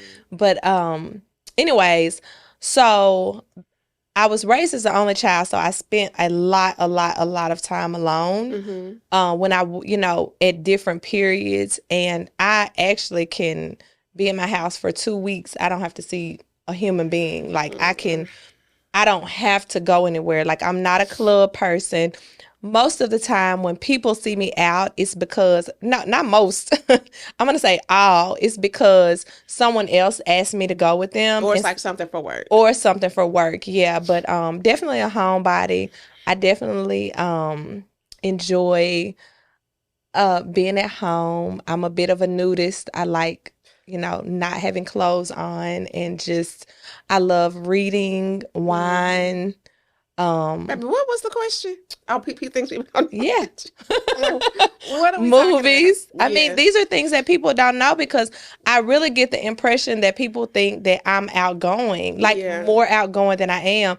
And that anxiety is something that I have struggled with. Yeah. Like it used to really horrify me to walk into a room full of people. Like the dancing, I was horrified to dance in front of people because my anxiety, like me thinking that people were watching me and me being a little stiff on the dance floor. So there's I think that answers the question, but there's a lot that people, don't know about me. And I think overall people just think I'm this outgoing person. Yeah. But I've struggled with anxiety, social anxiety, more so than anything else. And so yeah. Yeah. And one thing that I can say about that I also appreciate about you as a friend is that even though I don't think I'm an outgoing person either, like I like being around who I like being around, but I do love to dance. I'm a dancer. You are a Yeah, dancer. I'm a dancer. A beautiful dancer, a swan.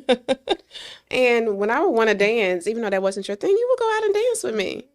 Or at least sit down while I'm dancing. I'm gonna go.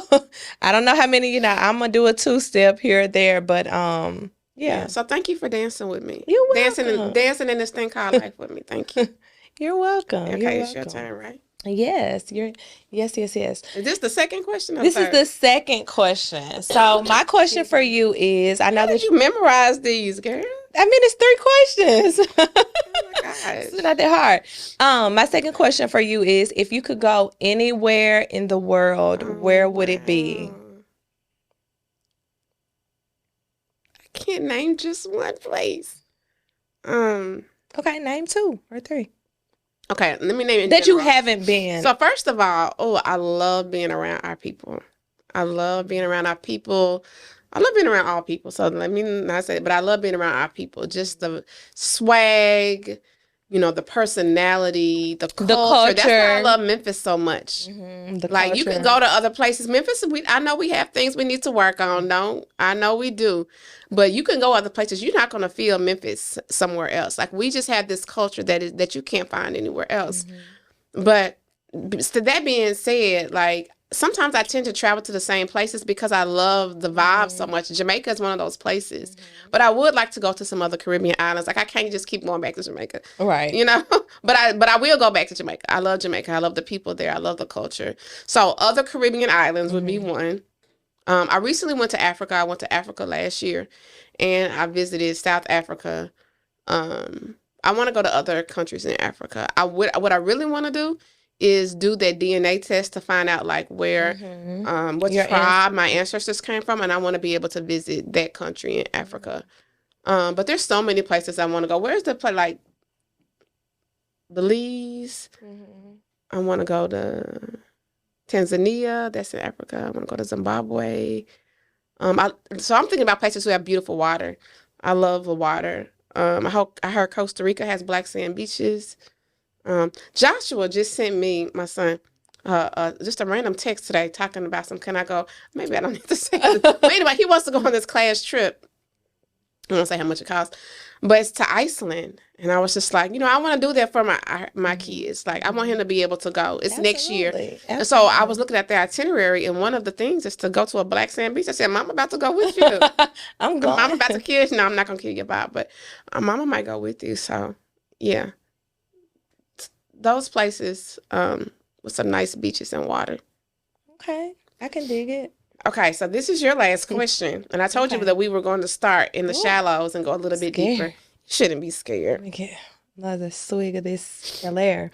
And that's something that I wanted to say before we move on about you is that, I know you got the light skin and, I have several of my really close friends that are fair skinned, but you guys are so pro-culture, pro-black. Love it. Love black people, love everything black. And I just wanted to say that about you because, people may not know that about you, but that's definitely who you are. Yeah. I love our people. I love our culture. Grit. I love the grit of it. Okay. So we started off talking about a purpose-driven life and talked about the things that resonated with us the most. When do you, Brooke Janae Boone, when do you feel most in purpose? Ooh. So I feel this is a loaded question because I feel most in purpose when I am in the presence of God, and I feel like we're always in the presence of God, but I feel like my quiet personal time that I spend with God is when I'm most in purpose. Yeah. But if we're talking about moving purpose, there's there's several times. So I'm most in purpose when I'm with loved ones, and I don't want to just say family, um, but in loved ones. Like, I can give you an example. My Christmas brunch that I had at my house, you were there. Mm-hmm. I feel like I woke up early, me and one of my cousins, and we cooked and we did all this stuff, and I never even had a chance to shower. And I showered I showered the night before, but I don't want y'all to think I don't shower. Nobody's judging But you. then I cooked. I was, doing all this stuff, running around, and I showered, but I never really got to get like cute for the day on Christmas Day. And I was just in like this little biking short outfit all day. We But had a mean spades game in that we biking short did, outfit. we did. Okay. But I really feel like moments like that I'm able to serve my loved ones is when I'm most in purpose. I guess the second part of that, because my kids are definitely included in that, is when I'm at those games and I'm yelling. I would be yelling for my daughter. Everybody thinks I'm a maniac, I'm sure, but I'm Bailey Boone mama. I'm Brooke Boone. Like, she out there, she playing. I'm gonna cheer for her because I'm her biggest cheerleader. Yeah. Life is hard. So if you can look up there and see your mom like going crazy for you, I think in 20 years she will remember that. Oh, she definitely will remember being there. Some other times that I'm in purpose, I love real estate. I truly feel that real estate is my passion. My background is mental health, and I have been a practicing therapist for about 12 years now, licensed, and just people.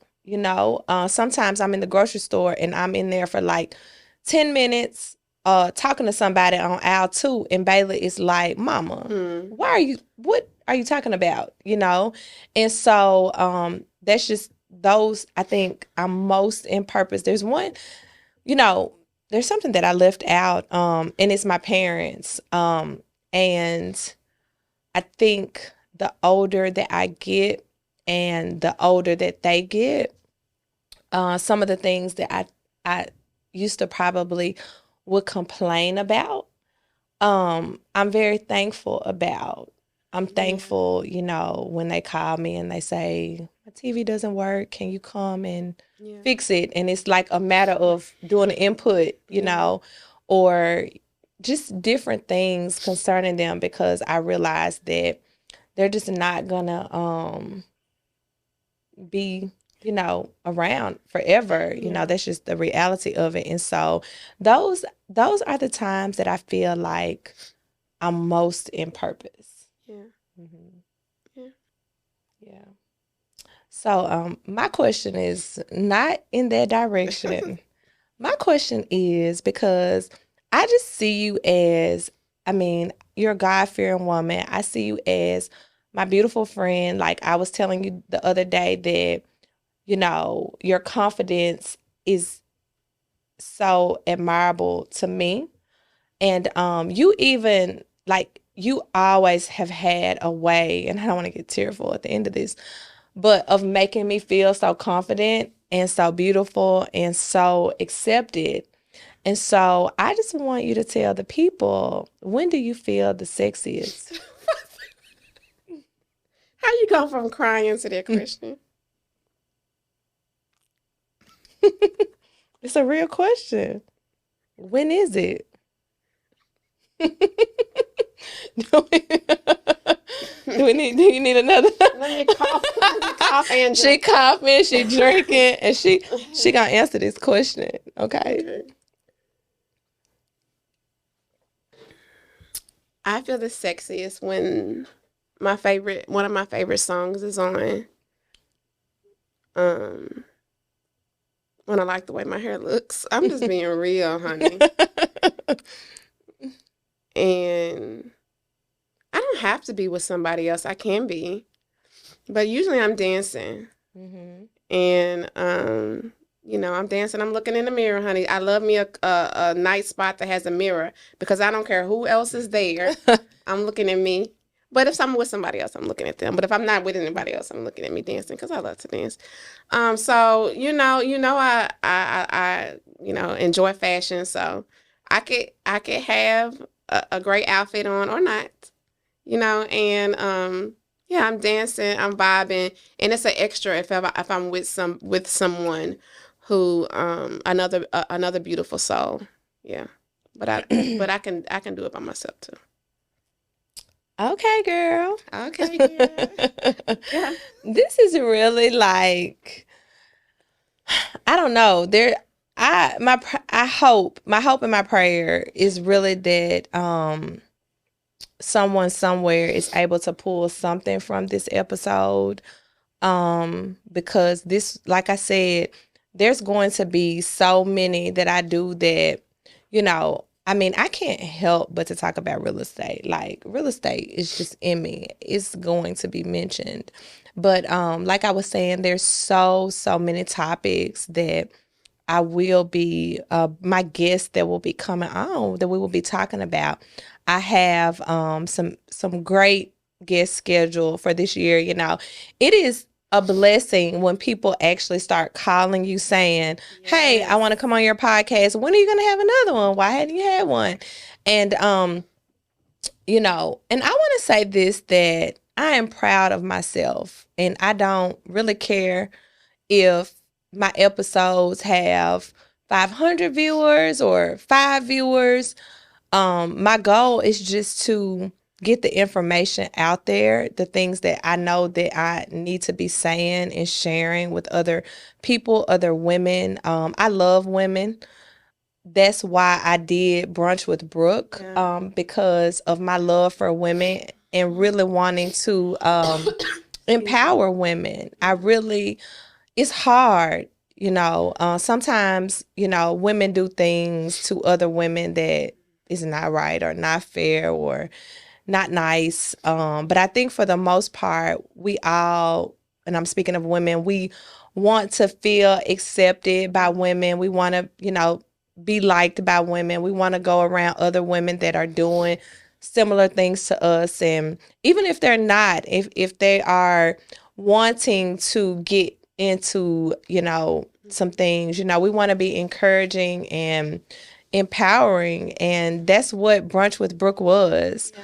It was amazing. And honestly, it's something that I had been thinking about doing for a few years since I first got into real estate. But I was excuse me, a little nervous about doing it because, like I said, we worry about approval, we worry about rejection, we worry about all of these things. And if we would just do it, and that's what I did, and I'm going to continue to do it. I'm thankful for all the people that support me.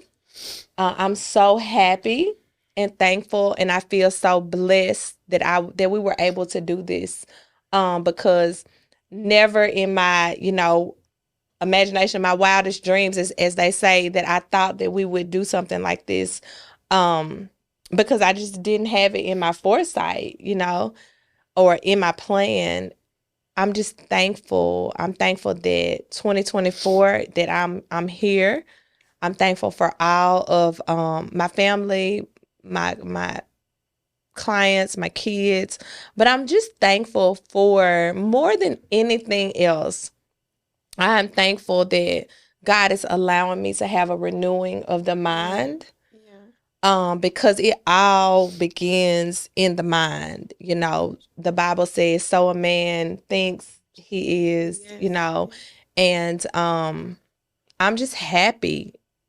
Um, and so, is there anything that you would like to add, from this, about this episode or the topics that we've talked about? Well, I'm just grateful that you wanted me here, that you asked me to be here. I'm on your show. I'm on your show. And I just want to tell you, I'm proud of you, girl. Thank I'm you. proud of Thank you, you. friend. Yeah. Thank you so So much. let's do a little cheers. Cheers. Cheers. Okay. Thank you so much. This was a great episode. I am so happy right now. I did not know that it would go this well.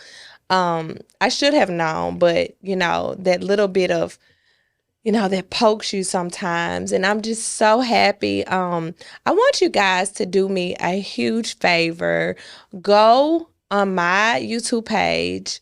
It is Real Estate 101 with Brooke Boone. I want you guys to like, share, comment. I want you all to stay in touch, be in touch with me. So not just your Instagram page, but you want your YouTube channel YouTube too, right? channel. Oh, absolutely. Like, share, subscribe, comment. Absolutely. All right. All of those things. Thank you, friend. Because I recently, let me say this. We went to a brunch last week. Can you speak to that? Because I really want to go and support more women. It was called Epitome of a Woman. And it was the inaugural event, the Epitome of a Woman. And it's going to happen next year. Who's the host? Her name was Tamara. I am not sure. Okay. Let me look. Give me just a second. Okay. She's going to look because I want us to get in the habit. And I know I need to be better at this. Like, I have open houses sometimes and I'm dog tired and then I don't go to open houses, but I want to make it my business to support other women, other people. Some of these brunches are coming up. There's another one that we're going to. Yes, at the end of the month. Girl, why you didn't tell me you were going to ask me? I didn't know. But I can pull it up. Okay, she's going to pull it up because it is important that we support other women. Yes. And okay, I'm gonna go back to the name of the lady who does the Epitome of a Woman. But the name of the brunch that's coming up is called It's okay, take your time. It's called the Second Annual Tea Party. It's a fundraiser for Operation Taking Back 901. That's a nonprofit. Okay. That's a mentoring. It's a mentoring organization. Okay. And this specific event is going to let me just read this instead of me trying to remember it. It's about uplifting young girls in our community. Operation Taking Back 901 is a federally tax exempt under Section 501c3 of the, I don't have to say the Internal Revenue Service. But anyway, I know that she is mentoring young ladies, I think, that come out of juvenile. Okay. And so it's called Ariel Presents the Tea Party, and it's happening on...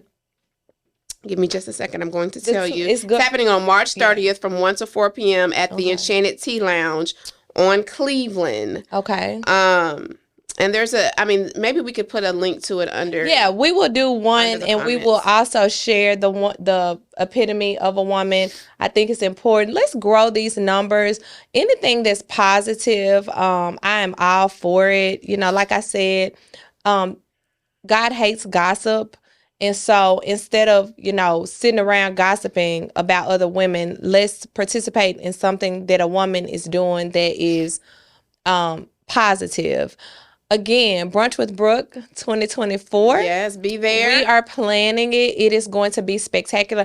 I have not really put out the video on social media yet. And that is something that I plan to do since it's Women's Month. I'm going to put it out. It was amazing. Yes. I am so thankful to all of the vendors that participated. Our host, Latoya Tennille, is fabulous. Our DJ Alpha Whiskey, was on the ones and twos. Like, she really kept us going. We had the photo booth, the spinning thing that goes around. There were about 16 vendors. Fat Tuesday, Esco, they were sponsors. Yeah. So check them out. Make sure y'all go and support them. I mean, it was just amazing. I am so appreciative to all of my sponsors and everybody that participated in 2023. And like I said, we're coming back strong in 2024. I have some other things that I'm working on that I cannot wait to share with you guys, some development things. I am just being blessed. And again, it's all about purpose. And And so I found her name. Her Okay. name is Tawana Johnson. Tawana Johnson. And She's our soror too. Okay. And go ahead. Yeah, I was just gonna say she's over the epitome of a woman's showcase. So when you hear that coming about next year, just make sure to support. Even if you can't be there, this is something like when you're, an older woman, Middle-aged woman. you have kids, you're a businesswoman. There's a lot going on, and you may not have time to support everything. That's something I had to learn balance about because I do love supporting people, but I can't be everywhere at once. Right. And I have to make sure I take time for myself. But even if you can't physically be there, you can financially contribute. Hello. You can financially contribute. So even if you aren't able to go to some of these things, you can make a contribution just to show your support for some positive things that another woman is doing. I had so many people that were out of town, like the weekend of Brunch with Brooke. And our speaker, let me not leave her out, Sharina Rowan, was phenomenal. Yes. She is the wife and founder and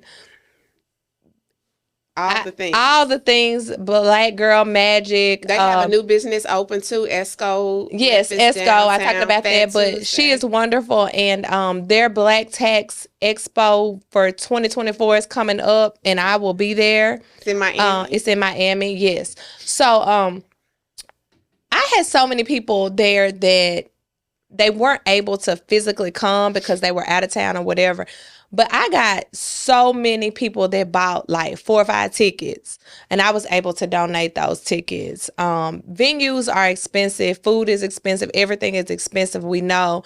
But when we're all coming together for a purpose, I think it's important to support. So Brunch with Brooke 2024 coming up again. I'm going to give my spiel, my outro. I love you always. Thank you so much for being here. And I'm just gonna take a second to pop I'm Brooke Boone. I am a licensed real estate agent in Tennessee, Mississippi, and Arkansas. I'm a multi-million-dollar producer. I work with clients in all price ranges, so I never want anybody to feel like if they reach out to me, I'm not willing to work with them, because I am. I work with amazing, amazing clients, and they are just getting better and better as the time goes on. I think that my prayer for God to send me the clients that's really and truly meant for me is something that He is granting me. I am working with some amazing folks right now. So I just want you guys to go subscribe, like, Real Estate 101 with Brooke Boone, Facebook, Instagram, YouTube. And I love y'all. And I'm out. Till next time.